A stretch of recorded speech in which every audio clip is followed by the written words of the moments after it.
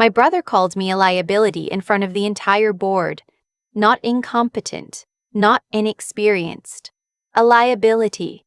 Like I was a line item on a balance sheet he needed to write off. I didn't say a word. I just sat there, hands folded on the conference table, and let him talk. And that's the part that always gets people when I tell this story. They say, "Why didn't you say something? Why didn't you defend yourself? You had every right to." But here's what they don't understand. I've been waiting 3 years for that exact moment. Every single thing my brother said in that room was building the case I needed him to build. For me. So I let him talk. I should back up. My name is Claire. I'm 32 years old, and I grew up in Scottsdale, Arizona, in a house that always smelled like my father's cigars and my mother's anxiety. My father built Hargrove Capital from nothing, a private equity firm that managed mid-size real estate acquisitions across the Southwest. By the time I was in high school, the firm had about $200 million in assets under management. My father was the kind of man who introduced himself by his net worth without ever actually saying the number. You just knew. My brother Daniel is 6 years older than me. He was the one my father groomed from the beginning. Took him to client dinners at 14. Had him shadow analysts at the firm during summers. Paid for his MBA at Wharton. Daniel was being built for something. Everyone knew it. I was not being built for anything. I was my mother's daughter. That's how my father said it. Not meanly, just as a fact. Claire is your mother's daughter. Which meant I was soft, sentimental, good for book clubs and charity galas and eventually marrying someone respectable.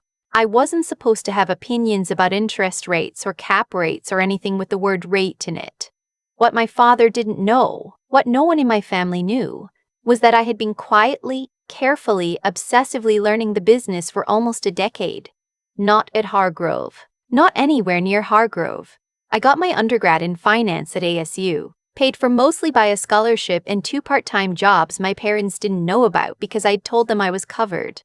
Then I went to work at a small commercial real estate firm in Phoenix called Meridian Bridge Capital. Nothing glamorous. Small deals, regional markets, a lot of unglamorous due diligence work that nobody wanted to do. I did it. All of it. I underwrote deals, I built models, I sat in rooms with lenders and title companies and property managers, and I learned how money actually moves in this industry. I also got my Series 65 license, then my real estate broker's license. Then, 3 years in, I made a quiet lateral move to a boutique private equity fund in Scottsdale, one that competed directly in several of the same markets as Hargrove Capital. My boss there, a woman named Patricia Weston, became the most important mentor of my life. She was the kind of person who never raised her voice because she never needed to. She once told me, "The most powerful position in any negotiation is the one the other side doesn't know you're in." I thought about that a lot. I thought about my father calling me my mother's daughter. I thought about Daniel at every family dinner, talking about the firm like it was his birthright, which I suppose by then it nearly was. And I kept working. Quietly, building. My father died 18 months ago. Heart attack sudden, a Tuesday morning in October. One day he was reviewing a term sheet, the next day he was gone. I flew home, I cried, I helped my mother pick out a casket, and I watched Daniel at the funeral receive condolences from my father's clients like he was already the heir apparent, because he was. The will was straightforward. My mother received the family home and a trust that covered her living expenses. Daniel received controlling interest in Hargrove Capital, 62% of the firm. I received 18%. The remaining 20% was split between 2 long-time non-family partners who'd been with my father since the beginning, a man named Gerald Fitch and a woman named Sandra Okafor. 18%. My father left me 18% of the firm he never told me anything about. I think he meant it as a gesture, a consolation, something I could hold and feel included without actually being included. Daniel called me 3 days after the will was read. He was warm on the phone, warmer than usual. He said he wanted to make sure I felt taken care of. He used that phrase twice. He said I should talk to the firm's attorney about my shares, get everything sorted, and that if I ever needed anything, I should feel free to reach out.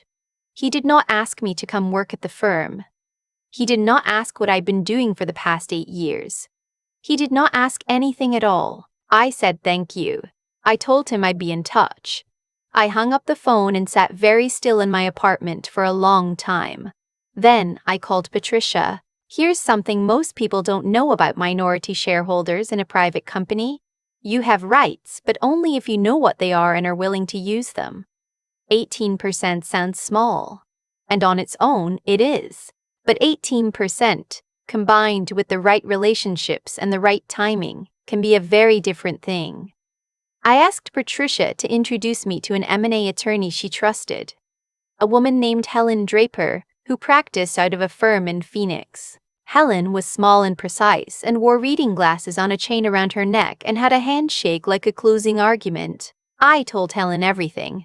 Where I'd worked, what I knew, what I had, what I worked. What I wanted was to understand exactly what my 18% entitled me to under the firm's operating agreement.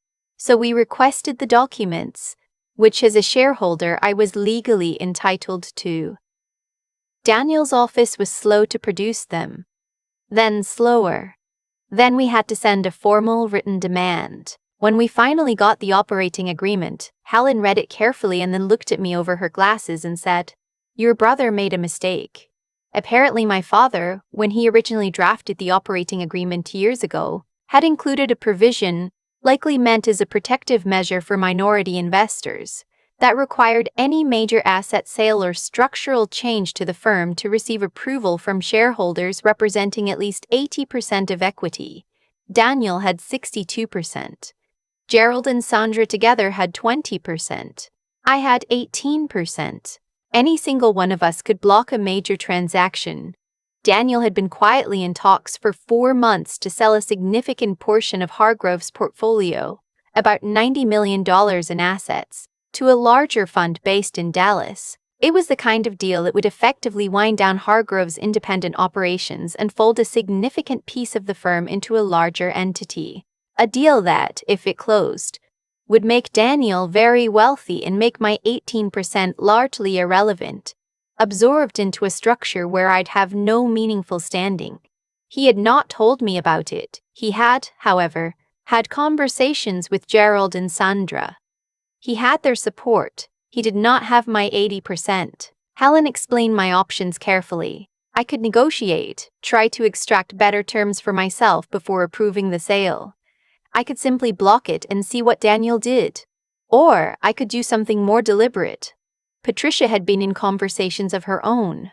Her fund had capital available. There were investors who'd expressed interest in acquiring a platform like Hargrove, not to wind it down, but to grow it under new management. People who believed in the underlying portfolio but not in the direction Daniel was taking it. I had a third option.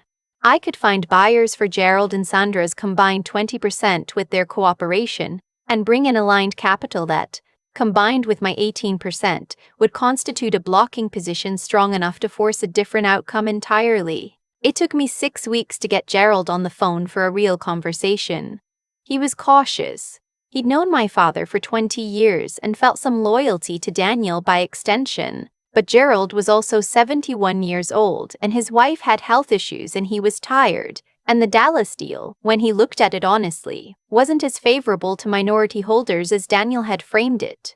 Sandra was easier. She'd been treated as an afterthought since my father died, left out of strategy conversations. Her calls to Daniel returned days late or not at all. She was frustrated in a way she hadn't fully let herself admit until I sat across from her at a coffee shop in Paradise Valley and gave her permission to say it out loud. I didn't make promises I couldn't keep. I told them both exactly what I was trying to do and what it might mean. I introduced them to Patricia and to 2 of Patricia's investors. I gave them time to talk to their own attorneys. In the end, Gerald and Sandra didn't sell their shares, but they signed a voting agreement, a formal document, drafted by Helen, committing their votes on any major transaction to align with mine. in exchange for certain protections and governance rights that would be enshrined in a restructured operating agreement if and when new leadership came in. Combined, we represented 38% of the firm. We could block anything Daniel tried to do. And we were ready. Daniel called the board meeting in March. He sent the notice to shareholders 10 days in advance, which was the minimum required under the operating agreement. The agenda listed it as a strategic review and vote on proposed asset transaction. His assistant sent a follow-up email with a time and a conference room address at the Hargrove offices in North Scottsdale. I read the email, replied that I'd be there, and did not mention that I'd been preparing for this meeting for 7 months. The night before, I couldn't sleep. Not from nerves exactly. More from the strange feeling of something you've been building for a long time finally being real. I went over everything with Helen one more time. I made sure I had every document I needed. I drove to my mother's house and sat with her for an hour and didn't tell her anything about what was happening because I didn't want to upset her before I knew how it would end. She made me tea and asked if I was eating enough. I told her yes. I arrived at the Hargrove offices at 8:47 a.m. for a 9 o'clock meeting. The offices were on the 4th floor of a glass building off Scottsdale Road. All pale wood and desert-toned art, the kind of space designed to communicate understated success. I'd been there maybe 4 times in my life.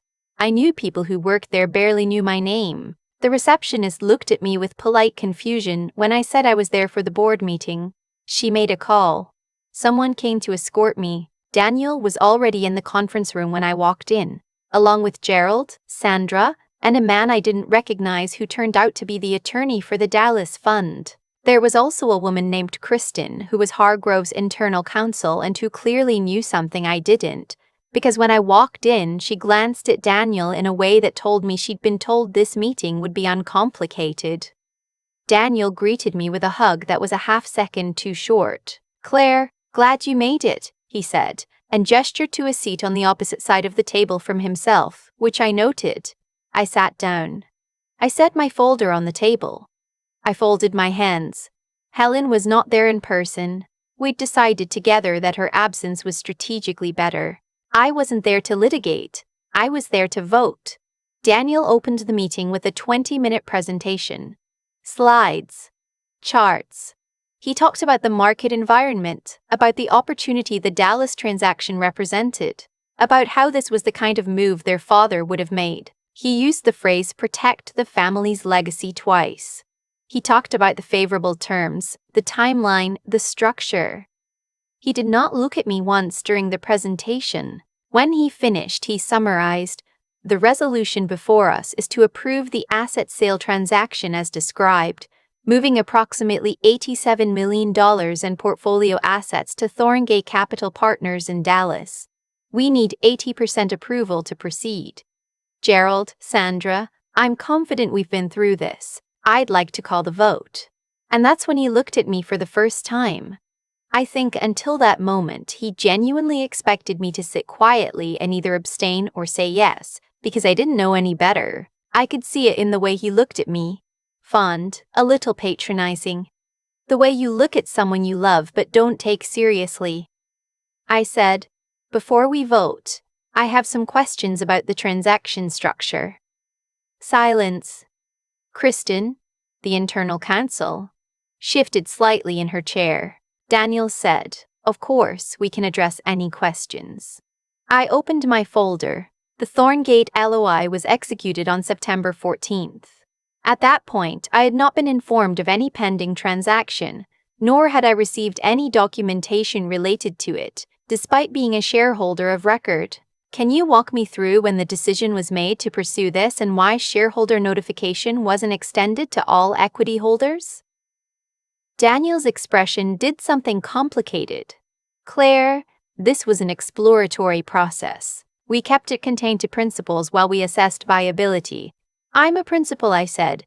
18% of this firm is mine. Under the operating agreement, Section 7.4, any transaction exceeding $25 million in asset value requires shareholder notification no less than 45 days prior to a vote. Today is 10 days from notice. We're not in compliance." Kristen looked at Daniel. Daniel looked at me. That provision, Daniel said carefully, applies to, I have the operating agreement with me if you'd like to review the language together. I said it completely evenly. No edge in my voice.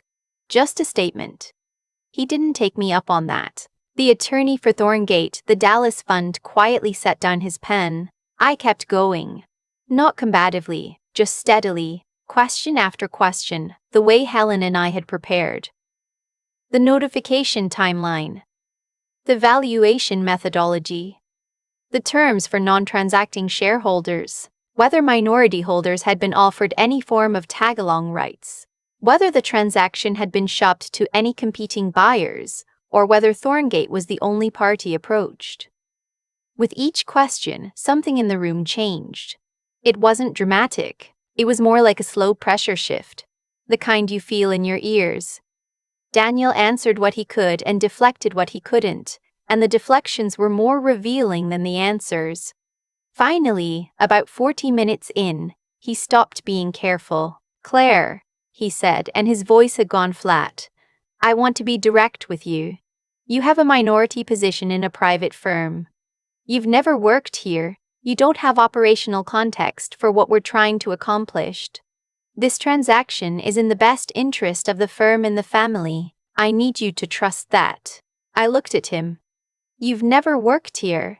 He said it like it was the end of the conversation. I said, you're right that I've never worked here. I reached into my folder. But for the past 4 years I've been a senior associate and then a managing director at Weston Bridge Partners, which you may know as a direct competitor in the Phoenix and Tucson metro markets. In that time I was involved in the underwriting and closing of approximately $340 million in acquisitions. I have my Series 65, my Arizona real estate broker's license, and I've been a named principal on 11 separate transactions. I set a document on the table and slid it toward him. It was a single page, my professional summary, my licenses, my transaction history. Clean. Factual. I also want to make sure you're aware, I continued, that I've had conversations with Gerald and Sandra. We've executed a voting agreement. Daniel looked at Gerald. Gerald looked at the table. A voting agreement, Daniel repeated. Yes. Our combined 38% will be voting against the transaction as currently structured. I paused. You need 80%. You have 62%. The vote fails. The Thorngate attorney picked up his pen again, then put it back down. He looked at Daniel the way lawyers look at clients when they are trying to communicate something without speaking. Daniel said nothing for a moment. His jaw was working the way jaws do when someone is trying to find words that aren't there yet. Then he did something I wasn't quite prepared for. He leaned forward and his voice dropped and he said, Do you understand what you're doing? You're going to tank this deal. You're going to blow up years of work over, what? Because you feel left out? Because Dad didn't leave you enough? There it was. I'd known it was there. I'd known at some point he would say something like it. But knowing something is coming and hearing it are different things. And for just a second it landed in my chest the way he intended it to. I breathed. I thought about Patricia saying the most powerful position is the one the other side doesn't know you're in. I said, I'm not blowing up the deal, Daniel. I'm blocking this version of the deal. There's a difference. I reached back into my folder. Weston Bridge Partners, along with 2 co-investors, has put together an alternative offer. For 100% of Hargrove Capital, the full entity, not just a partial asset sale, at a valuation of $31 million above the Thorngate offer, with full liquidity for you, for Gerald, for Sandra, and with an employment offer for any staff who want to stay on under new management. I set the offer letter on the table. Structured as an asset acquisition with a 60-day close. Already reviewed by our legal team. Financing is committed. Nobody said anything. The Thorngate attorney was definitely done pretending to take notes. Sandra made a sound that wasn't quite a word. Daniel stared at the letter. Then he looked up at me and I watched him understand, really understand, maybe for the first time, who he was sitting across from. You put this together, he said. Yes. You've been working on this for about 7 months. While he stopped. Started again. Who even are you? And I want to be clear, he didn't say it cruelly. He said it the way people say things when the floor has shifted and they're trying to locate themselves. Like a genuine question. I didn't answer it right away. I let the room be quiet for a moment. Then I said, I'm my father's daughter. I just learned it differently than you did. The meeting adjourned without a vote, which was the right outcome. There was nothing left to vote on in the way Daniel had intended. His attorney reached out to Helen the following week. Over the next 6 weeks there were phone calls, revised terms, a lot of document exchange. The Thorngate deal was formally withdrawn. Daniel eventually retained his own M&A advisor to review the Weston Bridge offer and counter on certain terms. The earnout structure, the management transition timeline, specifics around his own exit package. Those conversations were long and sometimes difficult. He was not gracious about it, not at first. There were a few phone calls I didn't enjoy. One in particular where he accused me of ambushing him, of treating my own family like a target. I understood why he felt that way. I also didn't agree with him.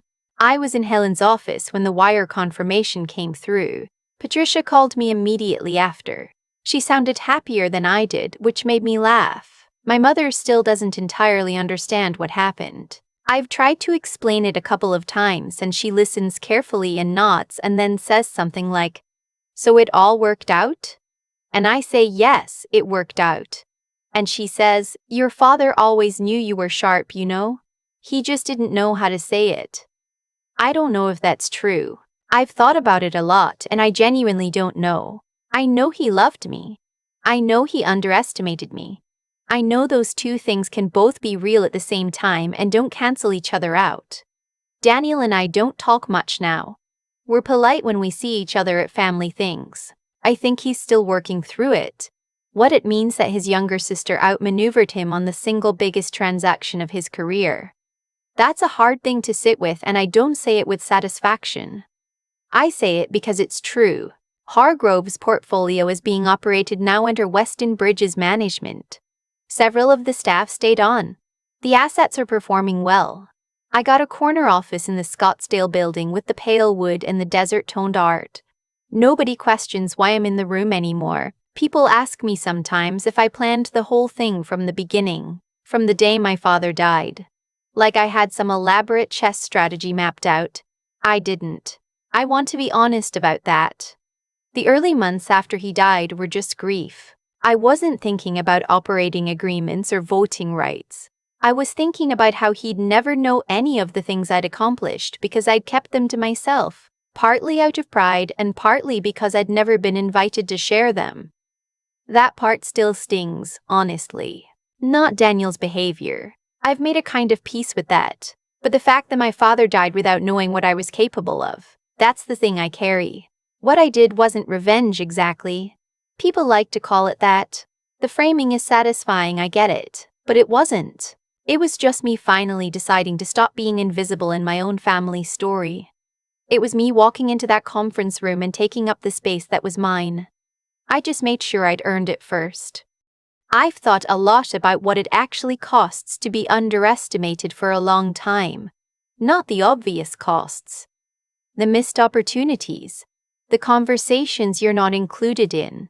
The decisions made about your life by people who never thought to ask you. Those are real, but they're almost easier to name. What's harder to name is the quieter cost. The years you spend wondering if maybe they're right. If maybe you really are what they've decided you are.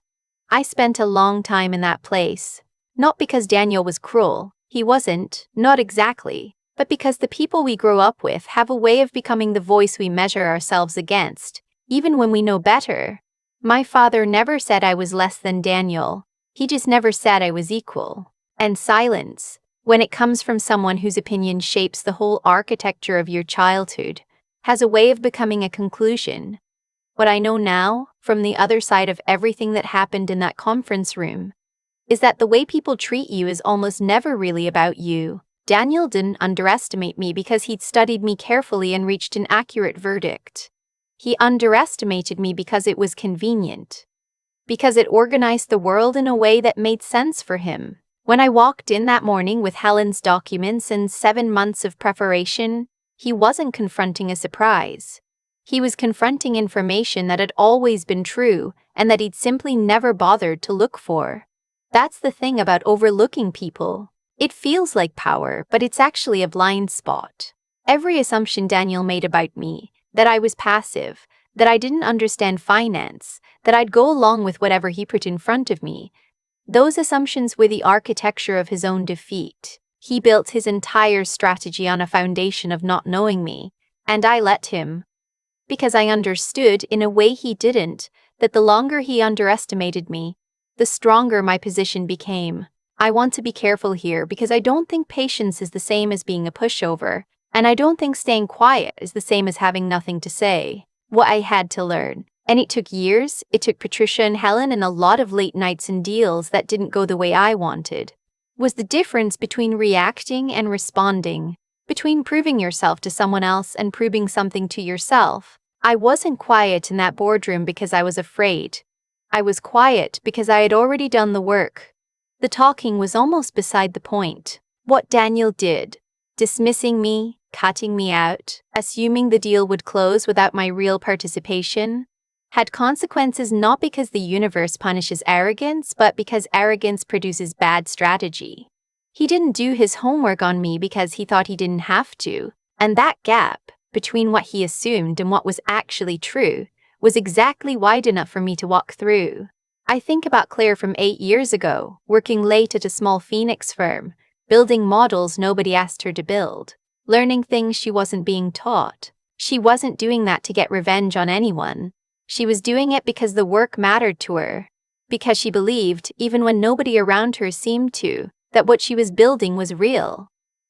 That's the part I'd tell anyone who's in the middle of something like this.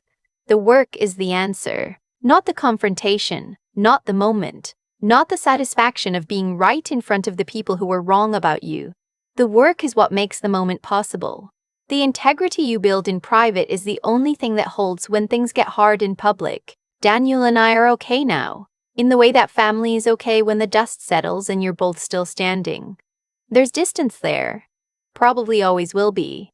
But I don't carry bitterness about it, and I don't think he does either. Not really. What happened was just the natural result of two people playing the same game with very different levels of preparation. I prepared. He assumed. And I think that's probably the most honest summary I can give.